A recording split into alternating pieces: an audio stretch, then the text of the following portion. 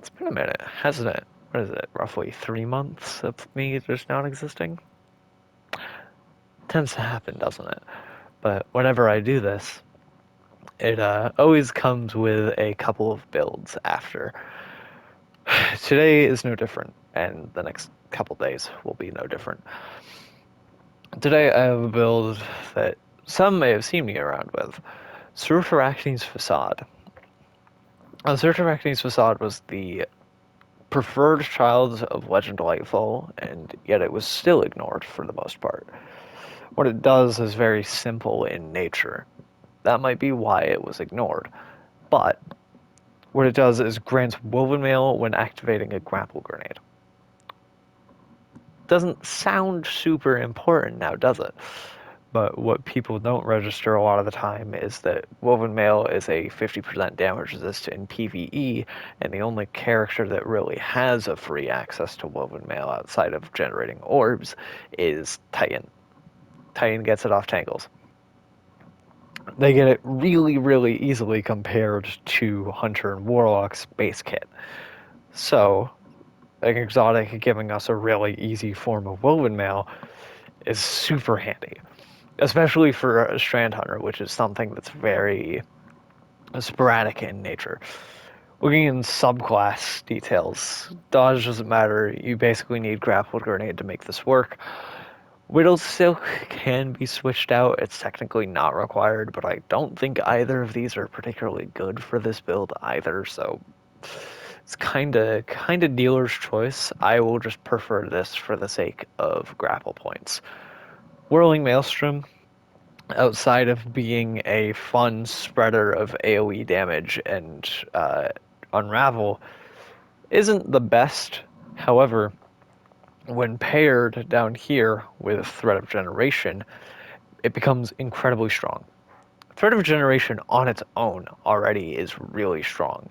Threat of Generation is basically synonymous with Strand as a whole. Most like Strand classes run Threat of Generation in some form. This is no different, but we have a reason for it now, because Maelstrom just gives us like a grenade and a half worth of melee, or grenade energy rather. However, with Whirling Maelstrom, you have to make a bunch of tangles, and besides getting kills with either Threaded Spike or Grapple Grenades, it gets a little bit weird. Hence why we have sort of Transmutation, an effective failsafe if you miss your Grapple melee, and Threat of Warding, free income of Woven Mail just in case you don't want to use a grapple or don't have a grapple. You can still activate Transmutation through it. Basically, the only reason these are here are just for those free tangles. Because then you get a free income of grenade energy, and then you can make more tangles, and you get more Woven Mail. It's just chaining more and more Woven Mail as we go. Threat of Ascent is, realistically speaking, the only one I can feasibly say you can switch. Threat of Fury, Rebirth, Propagation, Isolation, and Continuity are like the ones I would go for, because nothing else really speaks to this build. But you can realistically just take your pick. I pick Ascent just for the free reload, but you can go anything you want. If you really use Threaded Spike, go Thread of Fury. If you really like your Threadlings, go Rebirth. If you like unraveling rounds, go Propagation. If you like the Sever debuff, even though you have like only one source of it, if you still enjoy Sever, go Isolation. If you want to spread more Unravel like a Chaos Gremlin, go Continuity. All of them are good. This one's just an auto reload for me. Peeking under the hood of mods, it gets a little bit funky, but realistically only two parts of this matter, and it's arms and boots. We'll start with arms. First, there's a thing with impact induction. Now, it says causing damage with a powered melee reduces your grenade. However, the way that grapple grenade damage works is a little bit weird, where if you hit something with the melee, it both counts as grenade damage and melee damage, though for some reason momentum transfer doesn't work. It's because the grapple grenade melee overlaps threaded spike. Therefore, you won't get any benefit from running this. But this just is basically doubling up on your grenade energy.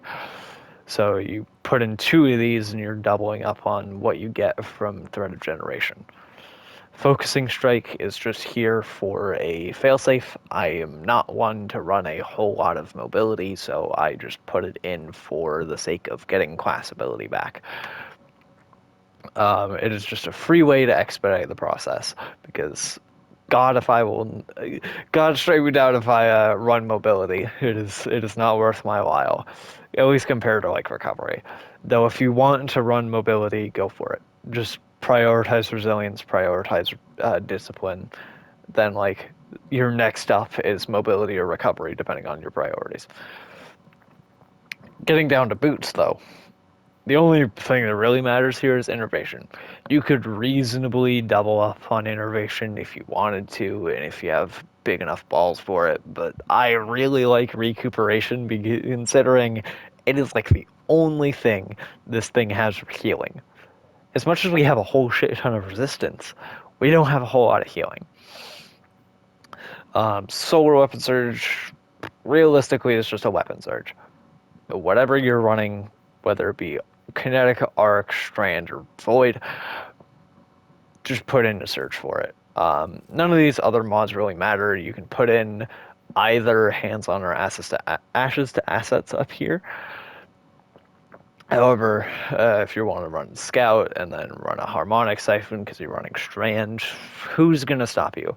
Chestplate is chestplate. You don't have to worry about this. I run a time dilation. You can realistically run a Reaper or a Util Kickstart if you really want the free orb or the free class ability regen. I just run time dilation because I am a big fan of just free weapon damage. Outreach and Bomber just safeguards. If I'm too far away for Outreach, then might as well get a minuscule amount of energy back, and then Bomber is just there for relatively the same concept, just replace melee with grenade, and if I'm not getting my grenades back fast enough, it's just a failsafe.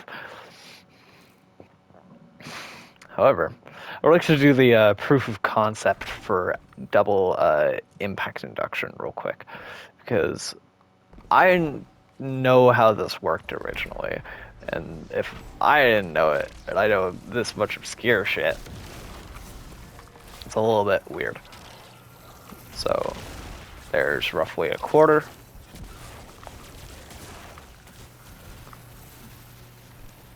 So, there's a light back there. Yeah. That's right about a quarter, I think. It just keeps going. Oh, I missed that. So now I get that kill. Actually, no, I had Tangle cooldown up. Shame. It's also partially the reason why I run a Demolitionist energy weapon. It's the only reason I get to use Undercurrent ever.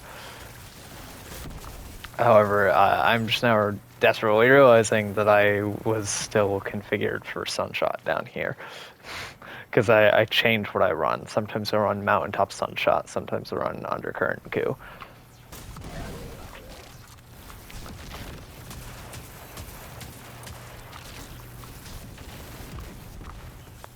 Yeah, so that's the cooldown timer there. Because notice how I didn't get basically any grapple grenade energy from meleeing the boss a second time. That's the cooldown kicking in and saying nope. Yeah, that's there's your proof of concept for impact induction doing its thing, because I knew immediately when I was messing with it, like reformatting this build, I was just like, all right, focusing rather I'm forgetting the name of the mod now. Momentum transfer isn't working just because grapple grenade overlaps it. So might as well try impact induction. It's a crazy thought, but if it works, it might actually be really good. Just like this does actually work in testing, and I was like, shit, that's actually really handy. So now you get to know it. Always double check when you're messing around with grapple grenade. Always check how your mods are set up, because it is the biggest problem and the biggest pain. Like, go into a random lost sector, test your mods before you make sure that you're like, all right, this is the build, because I have made that mistake a couple times before, and it's a big shame. But that's all I have for today. Pleasure is throwing build information at you, and I will hopefully come back soon. That is all. Have a lovely night.